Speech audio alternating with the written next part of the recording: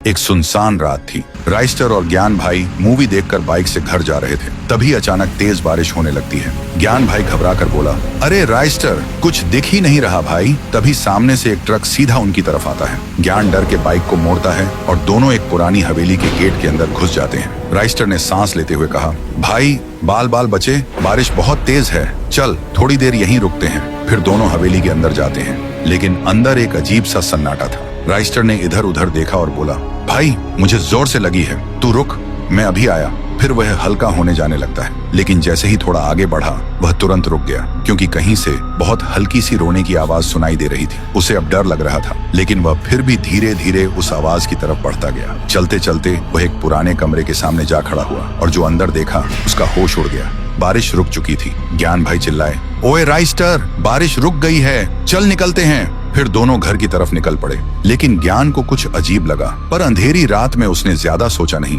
अगली सुबह गांव में मेला लगा था, सब मस्ती में थे। तभी वहां हाथ में एक तलवार लेकर राइस्टर आया और सीधा लोगों पर टूट पड़ा। एक एक को तलवार से काट रहा था। गांव में भगदड़ मच गई, हर तरफ लोग मरे पड़े थे। उधर ज्ञान भाई न्यूज देख रहा था। राइस्टर ने गांव पर हमला कर दिया। देखते ही वह चौंक गया और तुरंत बाइक लेकर तबाही वाली जगह पहुंचा। वहां का मंजर देखकर उसकी रूह कांप गई। राइस्टर लोगों को कैद करके रखा था और लोग चीख रहे थे।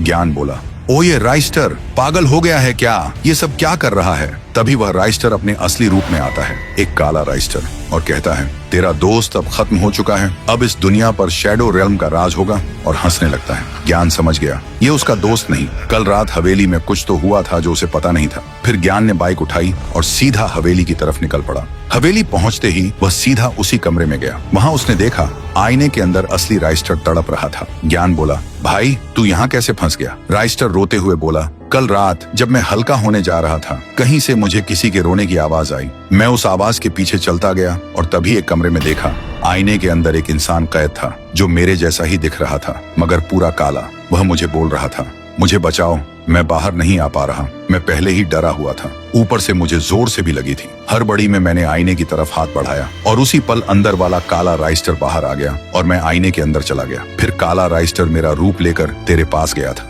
और अब मेरा शरीर काला पड़ने लग रहा है। ज्ञान भाई बोला, फिक्र मत कर भाई, मैं हूं ना। फिर ज्ञान भाई ने वहां पड़ी लोहे की रॉड उठाई और पूरी ताकत से आईने पर वार किया।